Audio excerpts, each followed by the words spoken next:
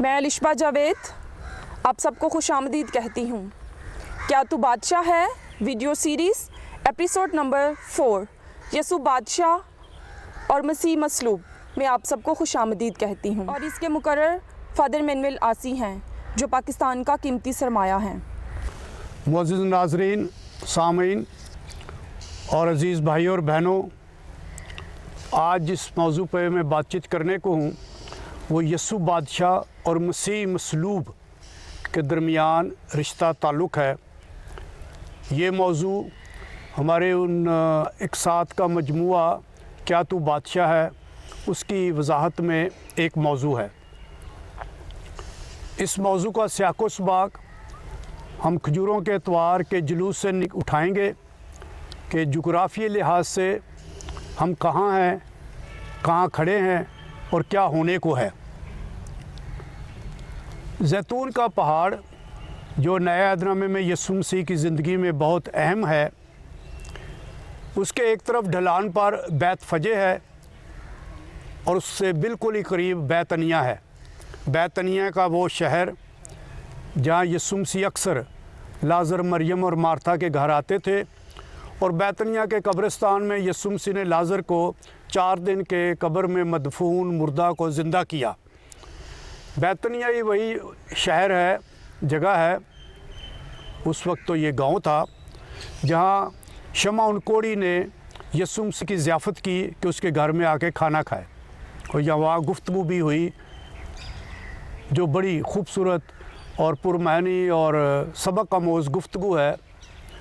और तीसरा वाक़या जो हुआ, यसु मसीह को एक खातून ने बहुत कीमती इत्र के साथ यसु मसीह के पाँव भिगोए और अपने बालों से पूछा और वहाँ भी यसु मसीह ने बहुत अहम बातें की। बैतनिया के पास बैत फ़जे है और वहाँ से ज़ैतून का पहाड़ शुरू होता है और बैत फ़जे ही जिसका लुग़वी मानी है कच्चे अंजीरों का घर, वहीं से खजूरों के अतवार का जुलूस शुरू हुआ जो फ़ातहाना और शाहाना इस्तकबालिया नौयत का जुलूस था। मैं इस जुलूस फ़ातहाना जुलूस और शाहाना जुलूस जिसका मिजाज भी फ़ातहाना था और शाहाना था, इसके पस मंज़र में 4 वाक़यात बताना चाहता हूँ पुराने अहदनामे से जो हमें इस वाक़या को समझने में मदद करते हैं। पहला वाक़या दाऊद बादशाह का है। जब उसके बेटे अबशलोम ने बगावत की, अबशलोम ने साजिश की, बगावत की, तो वो दाऊद बादशाह ने अपने दरबारियों से कहा उठो भाग चलें, और दरबारी और घराना, सारा घराना यरूशलेम से भागा और ज़ैतून पहाड़ पर वो रोते हुए जा रहा था। ये वाक़या शमूएल की दूसरी किताब उसके 15 बाब की 14 और 30 आयत में हम पढ़ते हैं। दाऊद रोता हुआ शिकस्त खुर्दा मफ्तू ज़ैतून पहाड़ पर जाता है और ये हमें मदद करता है कि यसु मसीह के ज़ैतून पहाड़ पर शाहाना और फ़ातहाना जुलूस को समझने में। दूसरा वाक़या सुलेमान बादशाह का है जो दाऊद और बेतशेबा का बेटा था। दाऊद बादशाह के बाद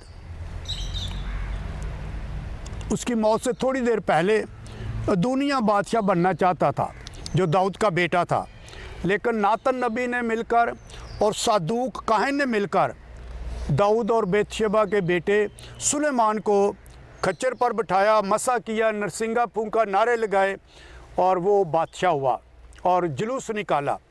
तीसरा वाक़या बड़ा दिलचस्प वाक़या है, मलूक की दूसरी किताब उसके 11 बाब में से है। अहज़िया बादशाह की माँ अतलिया मलका रही। बादशाह के बजाय एक वक्त ऐसा हिस्ट्री तारीख़ में आया जब एक मलका ने भी राज किया। अतलिया ये एक बड़ी ज़ालिम मलका थी। इसने बादशाह की तमाम नस्ल को, पहले के बादशाह की तमाम नस्ल को हलाक किया, लेकिन एक बच्चा छुप गया था और वो उसे 7 बरस की उम्र में उसे बादशाह बना दिया गया। इसका नाम था युआश। बहुत अच्छा कामयाब बादशाह था। सल्तनत का ताज उसके सर पर रखा गया, उसे मसा किया गया, बादशाह बनाया गया, तालियां बजाई गईं, जुलूस निकाला गया, बादशाह जिंदाबाद के नारे लगाए गए। और जब अतलिया को पता लगा, मलका को पता चला कि बगावत हो गई, एक नया बादशाह बना दिया गया है, तो उसने कपड़े फाड़े और हैकल में जाकर कहा गदर गदर। चौथा वाक़या ये यहूदियत की किताब में है, जब एलेफना जो शाह अज़ीम नबूकदनेस्सर जो बाबल का बादशाह था, उसका सिपा सलार था, और वो लोगों पर अपना जाहो जलाल, हशमत और इसका खौफ तारी किए हुए था। जब वो यहूदियों के एक गांव में आता है तो तमाम शहरों के शुरफा, उमरा, हुकाम, बमा, अपनी रियाया सारे उसको मिलने शहर से बाहर निकलते हैं और जुलूस निकालते हैं, हारों के साथ, मशलों के साथ, तबलों और बांसुरियों के साथ नाचते हुए ये जुलूस निकाला जाता है। इस सियाको-स-सबाक में, इस जुग्राफियाई पस मंज़र में हम यीशु मसीह के खजूरों के एतवार का शाहाना दाखला और फातहाना जुलूस याद कर सकते हैं। नए अहदनामे में ऐसे जुलूसों का, खजूरों के एतवार के जुलूसों का खजूरों की टहनियों के साथ मुकाशवा की किताब में फ़तह के निशान पर बयान किया गया है। मुकाशवा में शहादत और बरगज़ीदगी को जुलूस की शक्ल में पेश किया गया है। मैं एक हवाला पढ़ता हूँ, मुकाशवा की किताब 7 बाब के 9 आयत। इन बातों के बाद मैंने नज़र की तो क्या देखता हूँ कि हर कबीले और उम्मत और ज़ुबान में से एक ऐसा बड़ा हजूम जिसे कोई शुमार नहीं कर सकता, सफ़ेद जामे पहने और अपने हाथों में खजूर की डालियाँ लिए हुए तख्त और बर्रे के हजूर में खड़ा है और बुलंद आवाज़ से पुकार कर कहता है, निजात हमारे खुदा की जो तख्त नशीन है और बर्रे की है। तो गोया खजूरों के एतवार को समझने के लिए ये हवाला जात हमारी मदद करते हैं। खजूरों की टहनियाँ, जैतून की टहनियाँ जो अमन की अलामत हैं, यीशु मसीह पर गधे पे सवार होकर आना जो सुलह और अमन की अलामत है, क्योंकि घोड़ों पर सवार होकर आना जंग की अलामत होता था, जारहियत की अलामत, खून खराबे की अलामत, तशद्दुद की अलामत। इसके बरक्स गधे पे आना अमन की अलामत होती थी। जब यीशु मसीह पैदा हुए तो उस वक्त भी अमन का प्रचार किया गया। चरवाहों के खेत में फरिश्तों ने ये गीत गाया, लूका के मुताबिक इंजील उसके 2 बाब की 14 आयत, आलम बाला पर खुदा को जलाल और ज़मीन पर नेक नीयत इंसानों के लिए अमन। और इसी तरह यीशु मसीह की ज़िंदगी में जब उन्होंने ज़मीनी ज़िंदगी का आखिरी सांस लिया, उस वक्त भी वो अमन, सुलह की, यो डाकू को मुआफ़ी की और उसको फरदोस के वादे की बात करते हुए अपनी रूह खुदावंद के हाथों में सौंपते हैं। और चरनी में जब यीशु मसीह ने अपनी ज़मीनी ज़िंदगी का पहला सांस लिया तो उस वक्त भी फरिश्तों के गीत में अमन और सलामती की बात की गई है। यीशु बादशाह है, बादशाह की मानद और फातह की मानद आ रहा है। और इसी तरह खजूरों की टहनियाँ लिए हुए लोग खड़े हैं, नारे लगा रहे हैं, गीत गा रहे हैं, इस्तकबाल हो रहा है, रास्ते में कपड़े बिछा जा रहे हैं और यीशु को फातहाना और शाहाना अंदाज में यरूशलेम में दाखिल किया जाएगा। लेकिन यीशु मसीह की समझ हमें ग्रोह और जुलूस और खजूरों के एतवार से नहीं लगती। यीशु मसीह की हमें असल समझ तब आती है जब यीशु मसीह सलीब को थामता, सलीब को कबूल करता और सलीब पर वफ़ादारी में अपनी जान देता है। तो सलीब पर मसलूब मोहब्बत की अलामत है। मसलूब मोहब्बत की मानी है जब हम मोहब्बत की खातर, मोहब्बत के मकसद में किसी के लिए दुख सहने को तैयार होते हैं तो उसे मसलूब मोहब्बत कहते हैं। यीशु बादशाह को, यीशु एक तरफ बादशाह है जैसा मैंने अभी बताया, और दूसरी तरफ यीशु बादशाह को सलीब से जुदा नहीं किया जा सकता। अगर हम दोनों को अलहदा कर के देखें तो हमें बिल्कुल ही गलत फहमी होगी। यीशु के बादशाह को समझने में भी गलत फहमी होगी और यीशु को मसलूब समझने में गलत फहमी होगी। यीशु बादशाह है, लेकिन वो बादशाह जो मोहब्बत की खातर सलीब पर तख्त नशीन है, सलीब पर सरफराज है। वो बादशाह है लेकिन उसका तख्त सलीब है। तो इसीलिए कलीसिया की रवायत में खजूरों के एतवार से यीशु मसीह के दुखों का, यीशु मसीह की अज़ियत का हफ़्ता शुरू होता है, जो हम शागिर्दों के लिए, यीशु मसीह के पैरोकारों के लिए बहुत अहम है। यीशु को समझने के लिए उसके मिजाज को समझने के लिए, उसके चुनाव को समझने के लिए, उसके फ़ैसलों को समझने के लिए और बिलाखिर उसके सारी ज़िंदगी के मकसद को समझने के लिए सलीब को समझना हमारी बहुत मदद करता है। और ये दावत देता है कि हम यीशु को तब समझेंगे जब उसकी सलीब को समझेंगे कि वो किस अंदाज में, किस मिजाज में, किस रवैये के साथ सलीब को अपनाता, कबूल करता और सलीब पर मरता है। और ये भी मैं बताता चलूँ, हम यीशु को सिर्फ उतना ही समझेंगे जितना हम सलीब को समझेंगे। हम यीशु मसीह को उतना ही कबूल कर पाएंगे जितना हम सलीब को कबूल कर पाएंगे। यीशु के मौजज़ात देखने से, यीशु की तारीफ़ में नारे लगाने से हमें यीशु मसीह की मुकम्मल समझ नहीं आएगी और ना हम उसे मुकम्मल तौर पर कबूल कर सकेंगे।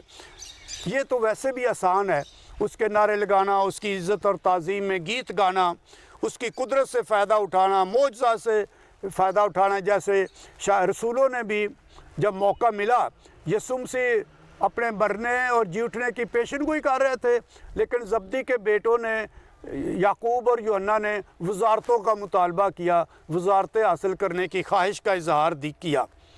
लेकिन मसलूब को कबूल करना फ़र्क है। यीशु मसीह को बादशाह कबूल करना और लबो लहजा रखता है, मसलूब मसीह को कबूल करना को फ़र्क नौयत रखता है कि इतना खाली, इतना हकीर, इतना पस्त हो गया कि वो मसलूब मुजरम बन गया। यीशु मसीह की मौत उस लिहाज से सियासी है कि एक सियासी हाकम ने उस पर मौत का फतवा दिया।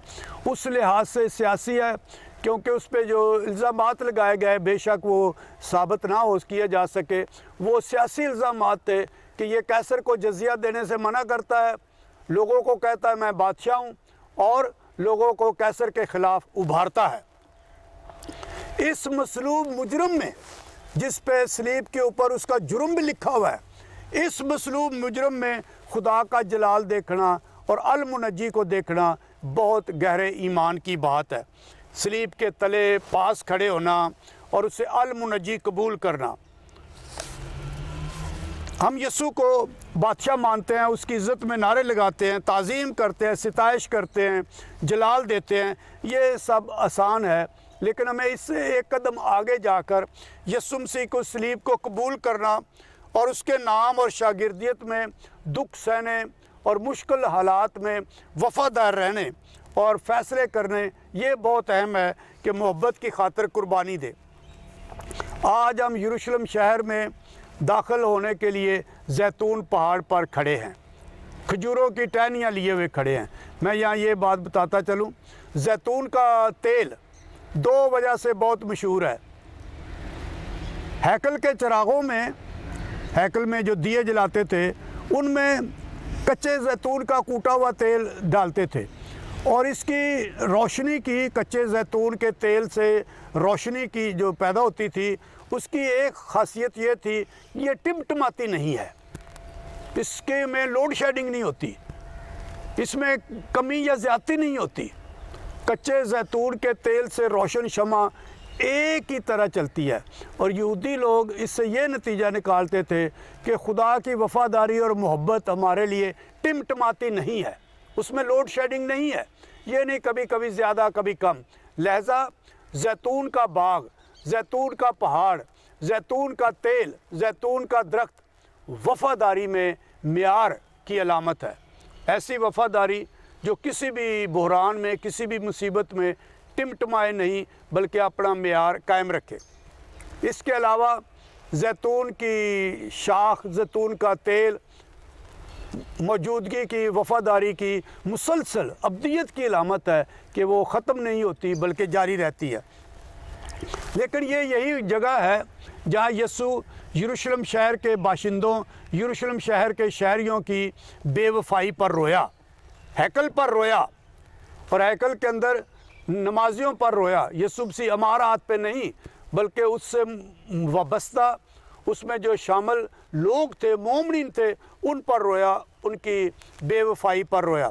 और यही वो जगह है जहाँ बेफल अंजीर की भी तमसील है। ये उन लोगों के मुतल्लिक है जो रास्तबाजी का मेकअप करते करते रियाकार बन जाते हैं, जैतून का बाग हमें वफ़ादारी के लिए और मुश्किल वक्त में जागने और साथ रहने की दावत देती है। आए खजूरों के एतवार में यीशु बादशाह और मसलूब मसीह पर गौर करें। यीशु बादशाह और मसीह मसलूब पर गौर करें और इस टॉपिक से, इस मौजू से ये सीखें और इसे अपनी मुआशरत में, अपनी रूहानियत में हिस्सा दें। ना सिर्फ ईमान का हिस्सा बनाएं बल्कि अपने अखलाक का, अपनी मुआशरत का हिस्सा भी बनाएं कि कैसे यीशु के साथ चले दुखों की राह पर, सलीबी राह पर, और इस पस्ती में, इस मामूली में होने में, इस हकीर यीशु के हकीर होने में उसे यीशु बादशाह और मसीह मसलूब माने और जाने। यही ईस्टर की राह है, यही हकीकी फ़तह की राह है और यही यीशु अल मसीह की राह है। ये यीशु बादशाह की राह है और यही मसीह मसलूब की राह है। मैं दुआ करता हूँ और आपके हक़ में ये बरकत और फजल मांगता हूँ कि जिस यीशु को हम अपना बादशाह मानते हैं उसी मसीह मसलूब को अपना निजात दहिंदा भी माने और उसे अपनी ज़िंदगियों में, अपनी मुआशरत में और अपनी ख़ानदानी ज़िंदगी में, ख़ानदान रहतल में, मुआशरत में उसको जगह दे और उसको हकीकत बनाए और उसका तजर्बा करें।